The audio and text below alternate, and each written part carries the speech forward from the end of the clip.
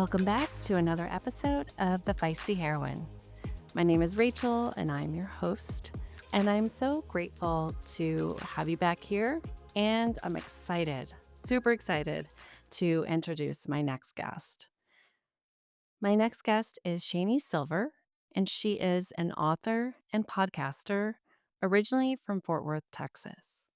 Her name is pronounced Rainy with an SH, and her book, A Single Revolution, Don't Look for a Match, Light One, helps singles reframe singlehood to see its value and validity for as long as we happen to be single.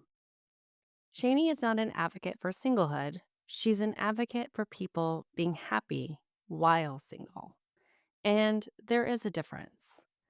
Her podcast, A Single Serving Podcast, launched in April of 2019 in the hopes of giving single women content that, for once, didn't revolve around dating, and to support singles around the world in shedding the societal shame of singlehood.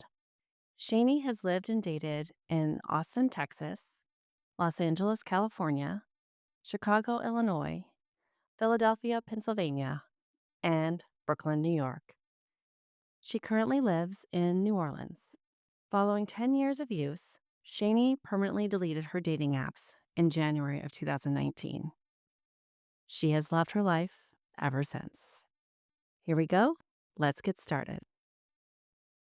I am so excited to welcome Shani Silver. Thank you so much for joining me, Shani. Thank you so much for having me. I'm so excited to chat with you. So I just gave the listeners a brief bio about you, but I would love for you just to go ahead and introduce yourself and then how long you've been single and your just overall views of singlehood at the moment.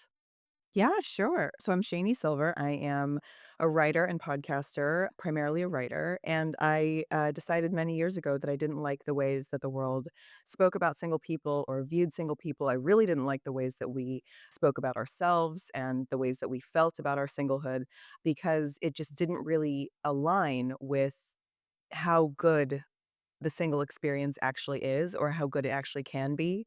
And I felt that the entire singlehood community was just so head down in the digital dating space and so head down in just trying to find any partner at any cost.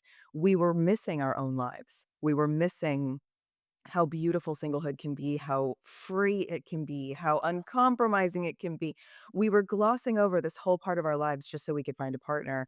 And in so doing, we were also experiencing a really rough road toward finding a partner. And none of it made any sense to me. None of it was very fair to me. And I wanted better for that community. So I started podcasting, I started writing on this topic because I knew it could be better and I knew it could get better. And I still believe that. How long have I been single? 17 years. It'll be 17 years in March of 2025, so almost 17 years. And that's cool. Like it's fine with me. I would absolutely love to have a partner, and I know that I will have a partner at some point, but I won't be miserable every day until then because 17 years is a really long time to hate your life, and I didn't want to do that, and now I don't. So I try to help other people do the same. I love that. And I think I've told you this in our communications. I wish I found you earlier because in 2019, I was really in the trenches. I was divorced. I had been divorced like 6 years. And then, I was still on this path of he had been remarried, he had a kid. And I was just like, oh, what is wrong with me? Because society, everything points to there's something wrong with single women. But I'm so grateful that you started this conversation years ago and we're still continuing to have this conversation. So I don't know if you can pinpoint. I've read your book, and everyone will make sure to introduce your book at the end of this podcast so everyone reads it. It's a must read. And I don't know if you can pinpoint like what I'm calling like a heroine moment, kind of when you realized that you were thriving on your own and kind of all these societal pressures were kind of a little bit of a little bit of bullshit. It was you know what? I get asked that question a lot, like, what was my light bulb moment? And it really wasn't one moment in particular. It was many, many small moments building over time. Like, the very first time I ever, ever, ever thought that maybe I wasn't less important than my partnered friends was when I was in my it would have had to be my 20s, mid to late 20s. I went on like a beach vacation with 2 couples that I knew from college. It was the 5 of us, and we all got along really well, and I loved them, and it was a great trip, and I'm still glad that I went. But they, of course, got the rooms with real beds, and I got the kids' room with twin or smaller than twin bunk beds. And it was just assumed that that's where I would sleep, even though there were 2 mattresses in that room. And so I'm, like, laying there in this, like, bunk bed situation, like, looking up at the bunk above me in my late 20s as an adult, as a grown woman, and just thinking like, "Why is this the way it is?" Like, why do singles get the shitty version of everything? Like, why is that assumed? Why do I matter less? Why do I deserve less? Why am I less respected? Why do I deserve less dignity? Why is everybody around me so comfortable just relegating me to the worst option because I don't have 2 names on my mail? Why is that happening? That is so unfair, and that is so useless, and it seemed imbalanced in that how much can we possibly reward and praise coupled people just because they happen to meet and get lucky and get married? Like, I know it's a wonderful thing. It's a joyous celebration. I love when people find love. I cherish it. But I think we've overblown it just a bit. Like, it's not a coronation, it's a wedding, and it's like, you haven't been exalted to this upper echelon of society. All you did was decide to sleep with the same person on a regular basis. Like, let's break it down to brass tacks. Like, what are you celebrating? What are you prioritizing? And also, if you're a single person looking at all of this, what are you allowing to make you feel so low? It made no sense to me, and my brain tends to go toward logic as often as possible, and it didn't make any logical sense to me. The ways that single people were operating in the world and the ways that other people were treating us made no logical sense to me, so I decided to swim against that stream hard, and it is really hard, but I also think it's worth it. Yeah, I totally agree. And those were some of the moments in your book that I really resonated with because I've had those situations on vacation. Like, I was going on a sailing trip with friends and I was the only single person. So they put me in a tiny bed with this man I didn't know. And I was like, "No, this isn't gonna work." So I, like, ended up sleeping on the deck on, like, the net part, and then, so the next trip, I was like, "Yeah, this is not happening." So I got my own room. I was like I lobbied for it, and I was like, "No," like, and I had had trips like that before with my running group or, I slept on the couch because I was a single person. Or I think you mentioned something in your book about, like, plus one for weddings, like, I was invited to the wedding, but I was like, "Well, I'm not gonna come because I can't like, can I bring a friend or something?" And they were like, "No, we don't have space." And I'm like, "Well, then I'm not coming." Like The argument for that is so silly. Like, we only allow partnered people or married people to bring a plus one because that's more permanent and that's not a wasted space at the wedding. Girl, the global divorce rate is 50%.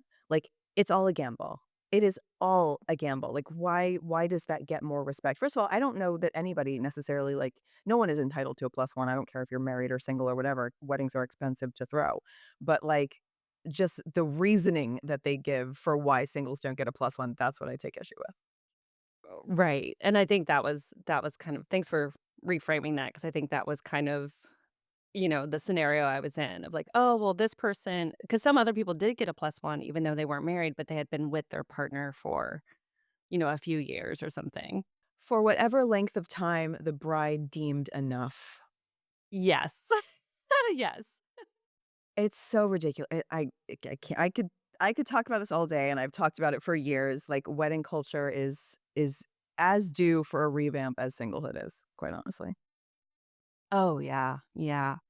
So maybe if we could dive into a little bit more about the stigma around singlehood, because I do think it's more about women. I think there is some about single men, but not really. So I don't know if we can touch on a little bit of societal pressures.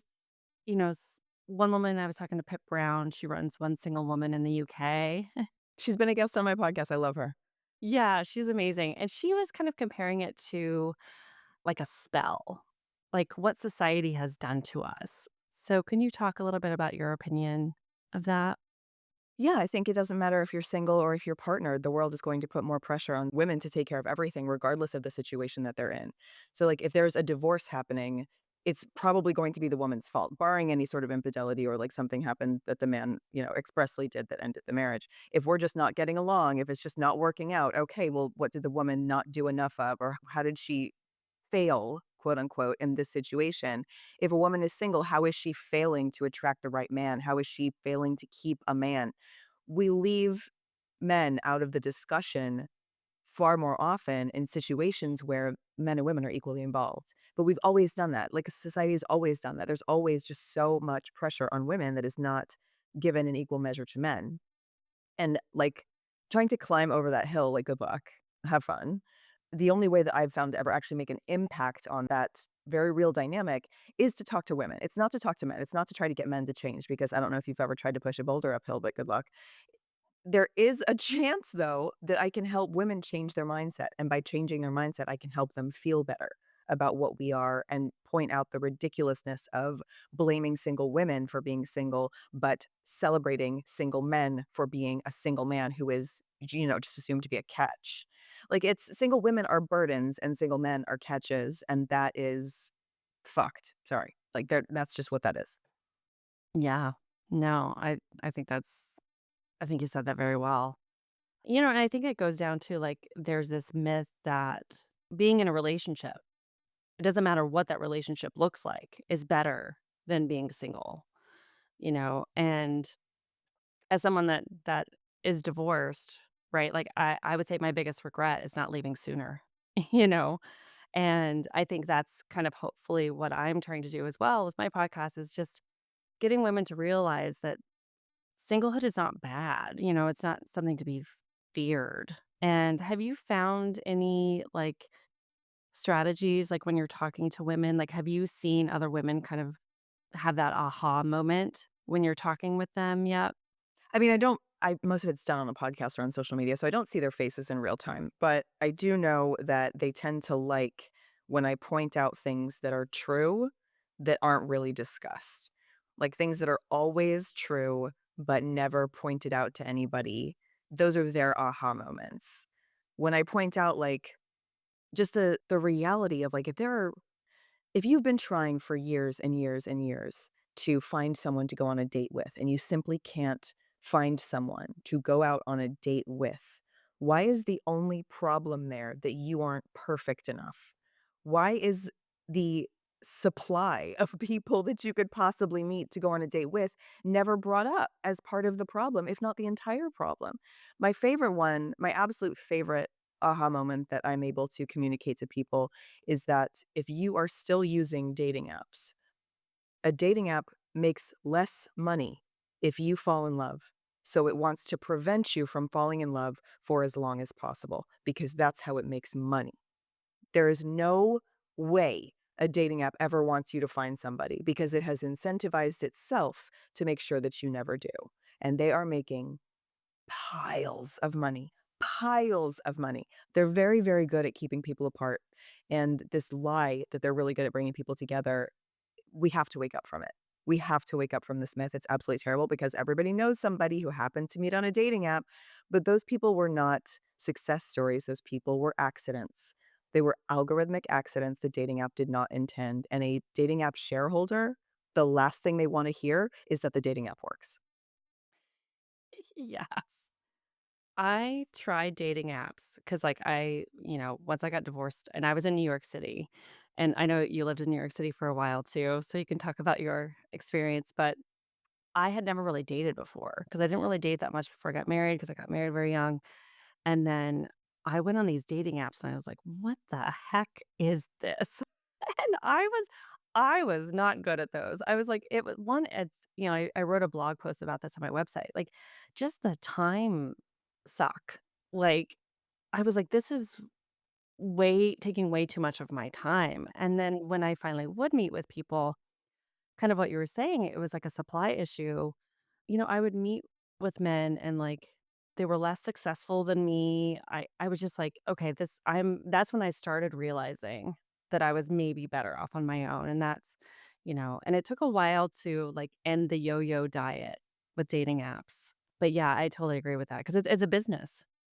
Yes, it is a business. It's a for-profit business. It's a for-profit industry. There is an entire industry of not just dating apps, but dating coaches and matchmakers and you name it, who are using single women's loneliness and longing to make money. That's what it is. That's it.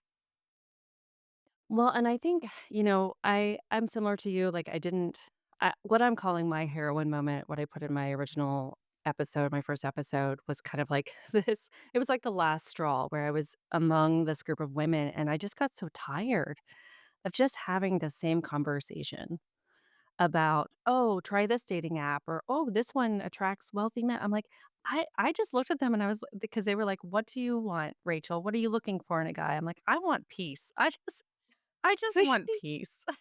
I don't know. I'm very wary of anything that calls itself dating advice. I don't care if it's coming from a dating coach or from single people themselves. No one knows the future. No one does. And no one can tell you when and where to be in order to find your partner. No one can tell you that. No one knows that. You mentioned something earlier about thinking that you were better on your own than on a dating app. I do think that we're better on our own than on dating apps, but I also don't think that we have to make the decision to be alone forever in order to be happily single. I want a partner. I have always wanted a partner. I still do. I can't foresee a future where I'm just not going to want company. I want that. And I know that I deserve it. But there is a way to have this desire without also having singlehood misery. It is fully possible. And it's a wonderful life. And that's what I hope I'm able to communicate.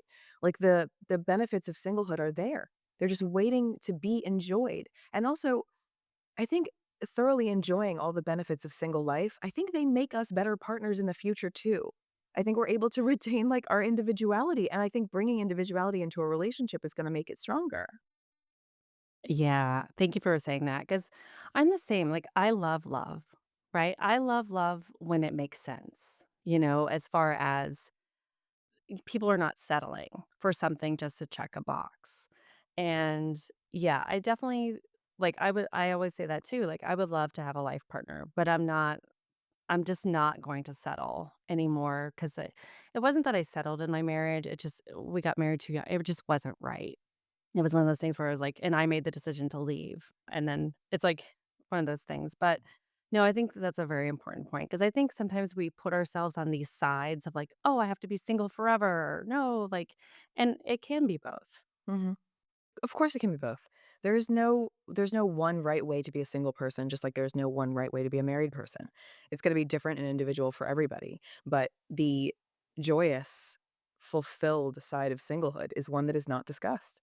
Not nearly enough, and it's overshadowed, perpetually overshadowed by this notion that single women are just these sad sacks on the couch with, like, all of their cats, and I'm like, "Meanwhile, don't threaten me with a good time," but, like, it's it's just so counter to reality. The ways that single women are looked down on are so counter to the lives we're living, and in a way, do whatever you want. Think whatever you want about single people. I don't care because we don't have to answer to you. We get to live our lives happy however we want to. But we also have to enter society and participate in society, and we have to go to work, and we're among our families, and we're among our friends, and we're among the world at large, and we should be able to do that free of shame because there's nothing shameful about being single. Yeah. Yeah, and and it's just, like, little things, like, I love my family, like, my family has accepted, but my mom still watches the Hallmark movies, and then she's like, "Oh, so and so is gonna be a grandma," and, like, she's all excited about these things, whereas, I think there is so many wonderful things about being single and so many things, like, I've accomplished since being single, and I think that's what I'm hoping to celebrate here is more just bringing the joy, and I think you said something earlier that was so awesome. You said something about, like, not waiting to live our lives, you're going out there, you're doing awesome things, you're writing a book, you're doing a podcast, these are awesome things to be celebrated other than walking down the aisle or pushing out a baby, you know? All of those things can be celebrated. All the wonderful aspects of life can be celebrated because all of those things that you just mentioned are fantastic. But, not everyone has equal access to them. And so I refuse to think that people who don't have access to what is societally praised are not worthy of praise at all. There's a big shift in discussion that has to happen, and I'm very grateful to be a part of it. It's The worst day to figure out how wonderful singlehood is the day after your wedding. That's the worst time to realize what you ignored. And so if I can help shake the snow globe of singlehood a little bit and help us wake up to how I watch the Hallmark movies too. I love them too. Over the moon when my friends get pregnant. I'm over the moon about this stuff. I think it's great and it's wonderful. And if you hear me say that and you're a single person and it's hard for you and it hurts to hear you say that because all you are able to feel right now is jealousy, you have done nothing wrong. You have done absolutely nothing wrong. There is nothing wrong with you whatsoever. It's a choice that you make to not compare, to not feel jealous, to not feel disheartened. It's a choice to be happy for other people and also hopeful for yourself. It is an actual choice you have to make because all we've been taught is be jealous. Look at that person, look at what that person has. If you don't have it, you're bad, you're wrong, you should be jealous. And we don't have to limit ourselves to that. We can instead choose to see all of these things happening around us to other people as proof of what's possible. Not just proof of what we don't have, but proof of what is possible at all. Like tend to narrow our field of vision down as single women, just assuming there's no one for us. We can never be with anybody, that nobody's going to love us, nobody's going to want us. And every time somebody gets down in one of those holes, I tell them to go to Target. I want you to go to Target and I want you to look around at all the people around you, all the different ways people look and dress and speak and carry themselves and all the different things they're shopping for and all of that. And then I want you to look at their left hand. Babe, they're married. So many different kinds of people are married. So many different kinds of people come together and fall in love. It is possible and real, and it is so common. Love is not rare. Love is frequent, and isn't that a wonderful part of humanity? So, like, take a walk around Target and remind yourself, like, don't be creepy, but like, look at people's left hand and recognize, like, it's just so much more possible than single women feel right now. And I understand why. I empathize with why, but I think we should give ourselves more opportunities to reconnect with reality a bit more. Yeah. Well, and I think, the more we have these conversations, I'm hopeful that we can change because I think there were moments when I was feeling like that, like when I was feeling jealous or, especially like around when I was approaching like my early 40s and like I said, my ex had been remarried already. And I remember kind of like it just seemed like everything out there. Like I said, I wish I found you sooner because everything out there was like, "Oh, try this dating app," or "Here's how to attract a man." Like all these books, and I remember some of my friends even recommending these books. I'm like, "This is not what I do believe in love. I want to find love, but I don't feel like it's more geared towards like there's something wrong with you. You have to fix something in yourself, and that's why you're not finding a partner." And I don't like that narrative for women. Well, it's lying. Yeah. It's absolutely lying. Show me the perfect woman. Right. Show me the perfect woman sitting at the bar who's attracting men to her. Show me perfection, and then I will show you how beautiful examples of imperfection get married every Saturday. Don't pursue perfection. It's not necessary for love. Do you think the man you're going to marry is going to be perfect? Babe, I got news for you. I got news. Like none of us have to be perfect. We just have to connect as people and find someone we're compatible with. And I know how hard that is. I live it every day. But this myth of you're single because you're broken, you're single because there's something wrong with you. It's a tool that people use to make money. It is a tool that people use to make money because single women are very, very groomed, societally groomed from childhood to think that everything is our fault. And if we just do something differently, other people will behave differently in response. You cannot make other people behave how they aren't naturally inclined to behave. You can't do that. But people are going to try to convince single women of all these reasons why they're single so that they can make money off of them. And I don't let them get away with that. So nobody likes me. And that's fine. Well, I like you, so Well, great. I'm delighted to hear that. I would love to hear if you wanna talk about this, but I think it takes a lot of courage to be, a change maker, and you've been like you said, you've been swimming upstream to change this narrative, and do you feel like you've gotten a lot of pushback? Tons. And it might not come in the format that you think it comes in. So I've been on Instagram since 2011 and I have 18,000 followers. People who post recipes since 2011 have hit a million. So it's not necessarily like I mean, I get pushback to my face all the time. I get real pushback telling me I'm wrong all the time, and it's funny. It's also, like, increasing my engagement, so go ahead, babe. Love it. But the real rejection of my work comes in the resistance to hear it, the resistance to follow it, the resistance to share it. The shame of singlehood is very private, and it's very deep, and it took me years to be able to say this stuff out loud because everyone around me was like, "Well, what if a guy that you're dating Googles you and finds out what you talk about?" And that used to scare me. Now I know I need him to Google me, find out who I am, and be proud of that. That's who I'm meant to be with, not someone who's scared away by what I say. So there are subtle ways that there are overt and subtle ways that there's resistance to my work, but that's okay because the people who are ready to hear it are very grateful to hear it. So what's a little resistance?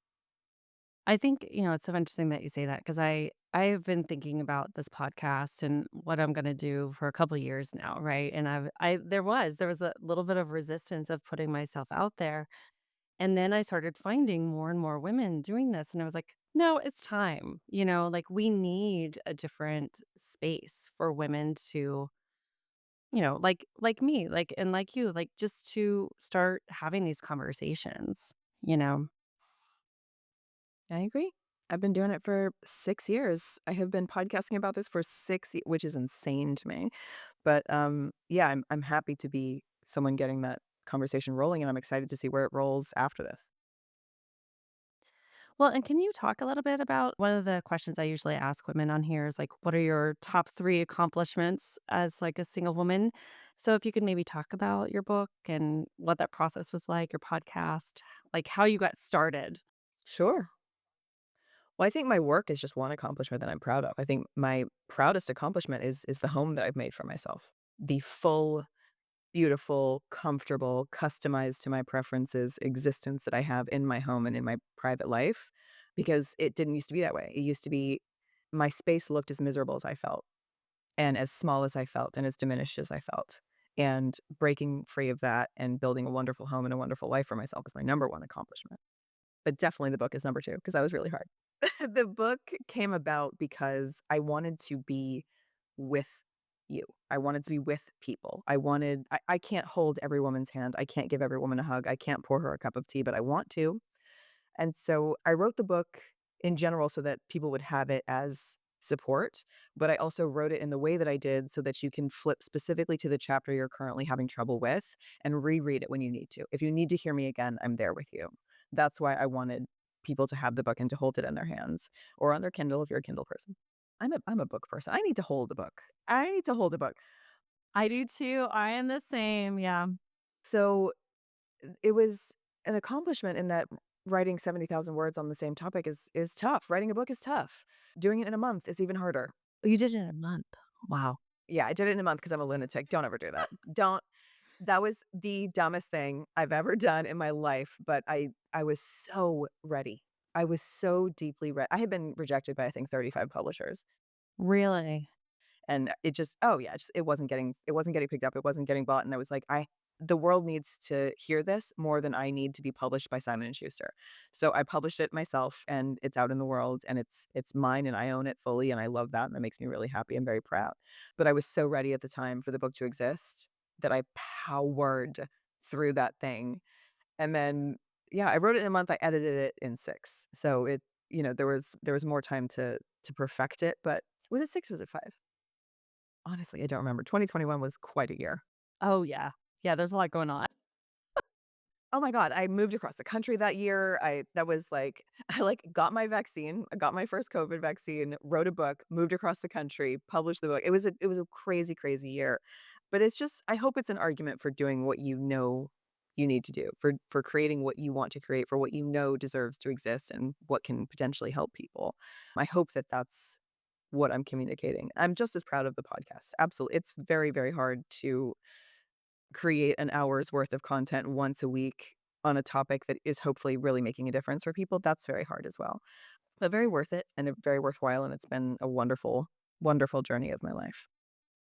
Yeah, thanks for sharing that piece about your home.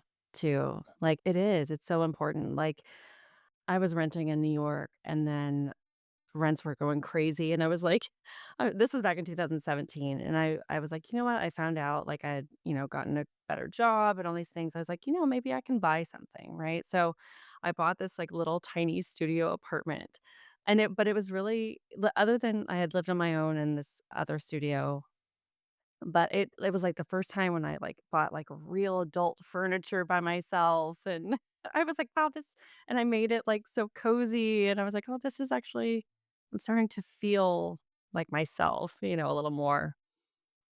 I could absolutely live in a studio again. My only requirement as a 42-year-old woman, like, I could absolutely do the studio thing. If it has a washer and dryer, I'm in.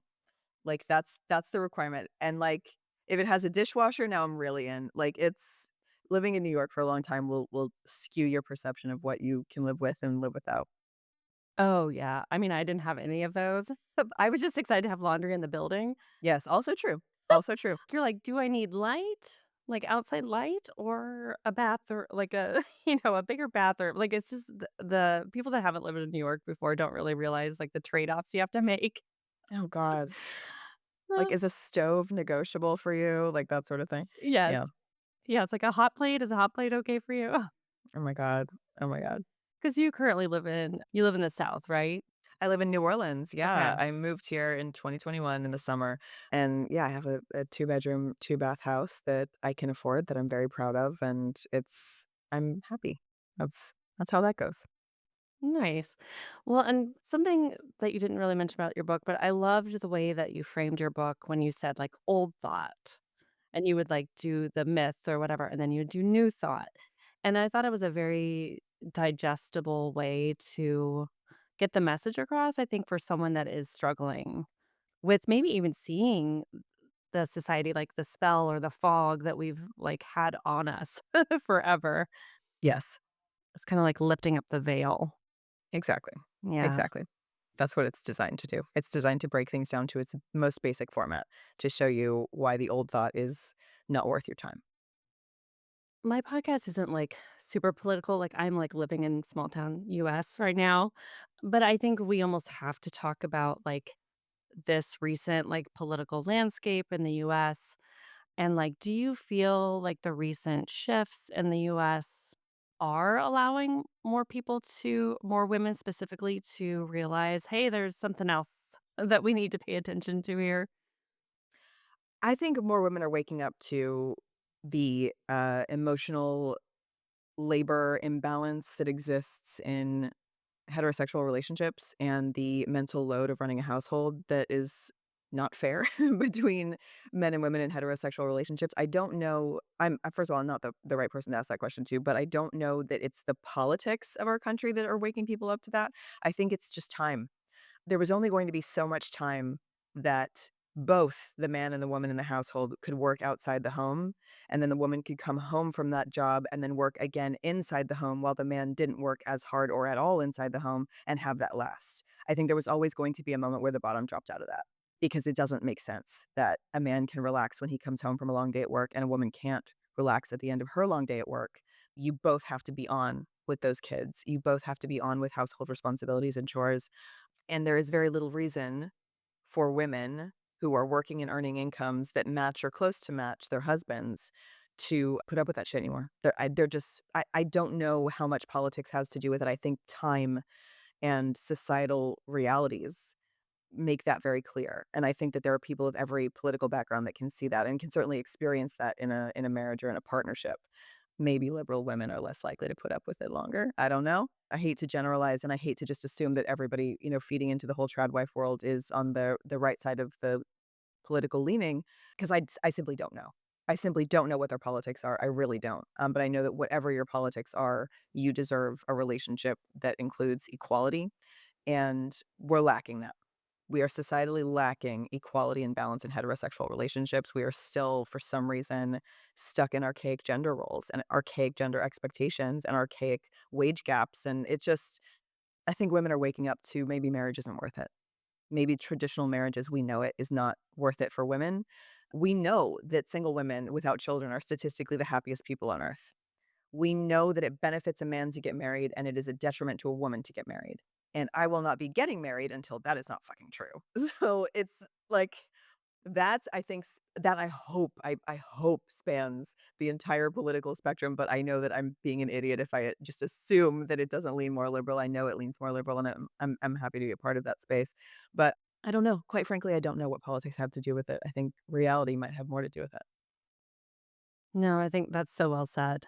Yeah, because I think you're completely right. Because I'm glad you brought up the trad wife thing too. Because I remember seeing that on Instagram. I was like, "What is this?" I mean, but yeah, it makes sense. And I remember like when I did get divorced, all of my friends that had gotten married and have kids, they would always tell me like, "You're so lucky." And I was like, "I don't feel lucky." It was one of those things where the grass was always greener. And then like once I turned the corner, I was like, "Oh wow, like I actually do have a really great life." And now those friends are going through their own divorces, which is very sad, right? Because it's like you want to see your friends have a good life, and I keep telling them like it will be better on the other side, I promise. But yeah, I think that's a really great. It's just time thing for things to shift. Yeah, There's a reason why you don't see 40-year-old trad wives, babe. yeah. Like, Oh yeah, with like me, age no. comes wisdom. Yeah, With age comes wisdom, and these girls are very, very, very, very young, young, very and young. Yeah, we're gonna watch them get smarter in real time. yeah. Well, it's funny because I left New York and I'm back in my hometown, and it's still the same here. Like the girls here are getting married. Even my nephew, he's 19 and gonna be 20 soon, and he has his first serious girlfriend and bringing her home for the holidays and all this stuff. And I'm like, please don't get married so young.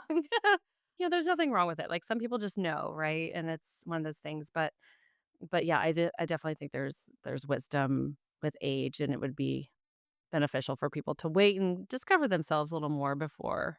It certainly would, but you also at the same time have to let people do what they're gonna do. Yeah, Because I don't think any decision that any of us ever make is wrong. yeah, I think it was all a part of our education as human beings, as human souls. I think we came here to learn everything that we're gonna learn, and there's no guarantee that it's all gonna feel good. So I try to remind myself of that when especially when times are hard, that there are no wrong decisions. There are simply the decisions you made that set you out on this educational path that is your life. And it's a lot easier for me to swallow the hard times when I know that they're there to teach me something. mhm. So you said something about, like, in your book, you said something like comparing yourself to a 29-year-old me needing a relationship versus a, 39-year-old me wanting one. Can you expand a little bit more? Because we just talked about the trad wives and the age difference. Can you explain a little bit more about that? Yeah, of course. I don't think that anybody should be in a relationship because they need to escape the shame of singlehood. I think that we should be in relationships because we met somebody that we wanted to share our time with. There's a big difference there. And I think that relationships born out of need are going to be short lived. And I think relationships born out of want have a better shot at lasting. Will they? I have no idea. Every relationship is going to be different. But I feel so much better about my future knowing that the reason I want a relationship is authentic to me and it comes from within me. It doesn't come from societal shame. It doesn't come from wanting to escape people's looks of pity. It doesn't come from me wanting to escape people's invasive, cruel questions. It doesn't come from me wanting to get treated with equal respect in friendship spaces, in the workplace, and wherever. It comes from my authentic desire for companionship. That's why I want a partnership, not for the bells and whistles, for the actual tangible day-to-day change that it will have in my life. It's not going to complete me. I am complete. I swear, Jerry Maguire as a movie did so much to ruin our entire generation. So much damage. I mean, almost everybody can, like, quote that movie, you know? It's so bad. There's so many terrible quotes in that film. Like I shudder. I absolutely shudder thinking of some of the quotes in that movie. But no, I don't need anything to complete me. I am complete. And when I do partner, it will be adding on to an already complete life. And I'm so grateful that that's my mindset now as opposed to how it used to be because I would have had to learn some very, very hard lessons if I had entered into a relationship, especially got married because I needed to escape singlehood. I think now I'm much more confident to enter into a relationship that I want because I will also be confident to leave it if and when I need to. Because singlehood isn't bad. And when singlehood isn't bad, you leave the relationships that need to be left. When you're afraid of singlehood, you stick around for way too long. And to your detriment, sometimes deeply to your detriment, and we just don't have to live that way. Yeah. Yeah, like, in my own journey, I think that that was some of it. Like, I stayed in some bad relationships, and it was that fear of maybe loneliness, but something else, like this void, this fear of the unknown. But then when I turned this corner, I realized I was more lonely in my marriage. I was more lonely in, this past relationship. My last relationship was like 2021, and I don't think it's something that we talk about enough. I mean, yeah, we don't talk about any of this stuff enough. That's why there's room for podcasts to exist because we get to have whatever conversations we want, whatever conversations we think are missing in the world, and this one most certainly is. I know it's hard to maybe pinpoint like 3 major pieces of advice, but for those women out there that are still single, that may be feeling this way, like where we felt in the past, or even those women that you mentioned, like that are staying in these relationships, I think most of us can probably pinpoint a friend or two that are staying in these really detrimental relationships. And what are some things that you think could help turn the corner? Number one piece of advice for any single woman on earth is start a savings account. Start a savings account. I don't care if you can only put 50 bucks in it a month. Start it. Start it today, and whatever you can spare, you kind of have to steal from yourself in a way. You kind of have to push yourself in a way to put it on automatic withdrawal, automatic deposit into that savings account. You don't even notice that it's happening. Just put it on autopilot and watch your savings account grow over time and build your confidence over time that if shit hits the fan, you can handle it yourself.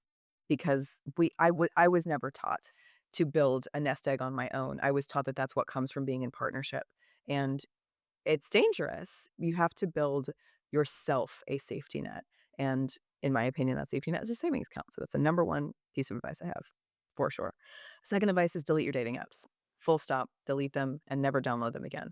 I deleted my dating apps after 10 years of entirely fruitless use. I used them for 10 years, and I didn't even have one relationship result from them.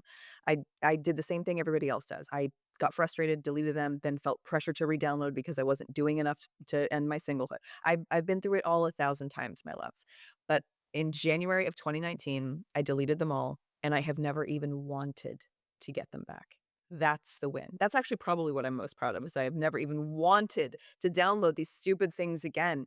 I just need you to know that it's possible to completely lose all desire to participate in them. It isn't I know how addictive they are. They're designed to be. They are literally designed to addict you to them. It is possible to break free of that addiction. It really is. I hope that when I tell you that your goal and the dating app's goal are polar opposites, you want a partner, they want your money. And if you meet a partner, they stop making your money. Like, I hope that that's clear enough to get people started deleting these things. That's the second piece of dating advice. They're hurting you. They are hurting your bank account. They are hurting your mental health. They are hurting your well being. They are not serving you. They are serving themselves. So delete your dating apps. And then the third piece of dating advice, should I like pull out a wild card? Let's see. Don't if you're listening to what I'm saying, or if you read something that I've written, or if you've listened to a podcast of mine, whatever, if you're listening to me and you disagree, that's fine. There is nothing wrong with you ever. I don't want to be one more person that makes a single woman feel bad about themselves. Not everybody is ready to hear what I have to say. Not everyone is there. Some people will never get there. That's fine. That doesn't make them wrong. That doesn't make them wrong. It just means we have a difference of opinion, and those are allowed to exist. So, if what I'm saying, if you're not ready to hear it, if you don't want to get ready to hear it, you are not wrong. You are not bad. You are not wrong. You are not failing in any capacity. I like to have my work available for those who are ready. And it's going to happen on everybody's own timeline. It took me 10 years to even say this stuff. So, you're not doing anything wrong. That's what I want to communicate. You are not doing anything wrong. Yeah, those are all very, very important points. Especially, I love that you mentioned the financial piece because that's so important. I definitely think that, like, looking back, that, like, I kind of always knew from my family that I needed to save, but it wasn't enough. Like, I was always planning on having a partner and that was going to help, and now, yeah, I hope younger women realize that because that's so important. Just to be able to stand on your own 2 feet. Like, and also, even if you do have a partner, you don't know if something's going to happen to that partner. I mean, it's just like a common, like, thing that everyone should have, especially women. And then the second piece about the dating apps, I can totally relate to that too. And yeah, it's like a yo-yo diet, which is another thing for women, but But yeah, it's like it's almost like an abusive relationship in itself, like with the dating apps. And then I love that your last point of it took me a long time too. And even if like someone's not ready to hear it, like passing along to a friend, maybe a friend would like really need to hear your podcast or things like that. So is there anything I really appreciate your time, so I want to make sure that we wrap up. Is there anything else that you would like to say before we wrap up? Refreshing to hear. I hope the ways that I speak about this stuff are new to people. I think, we can hear a lot of the same stuff in the singlehood space, and I hope that I am different than what you have heard before, because I needed that difference a long time ago too. I wish I had found me earlier too. So I hope that, this is helpful for other people. Yeah. And I want to make sure everyone, I mentioned it at the beginning, but please go out and buy Shani's book, A Single Revolution. Don't look for a match, light one. And if you could tell people, I'll put them in the show notes, but if you could tell people where they can find you. Sure. The best place to find me these days is on Substack. I write two separate Substacks. I write a newsletter once a week called Cheaper Than Therapy, and then I write an advice column once a week called Hey Shani. And if you are more interested in my singlehood work than anything else, you're going to want to follow Hey Shani, because you can ask me questions directly and have them answered. And you can find everything on my website, shanisilver.com. It's very easy to find, having a unique name. So everything that you would need to find out about me, all my social media links, everything, you can find it all there. Thank you so much, Shani. I learned a lot, even though I've read your book and I've watched your work, but this has been refreshing. And I think maybe we're similar in this. It's like my goal every time is just even if I just change one life, like I'm gonna feel successful. So and I have no doubt that you're gonna, change a lot of lives out there for women. So I hope so. Thank you so much. yeah, thank you so much for coming. Thank you for having me. Talk soon. Yeah.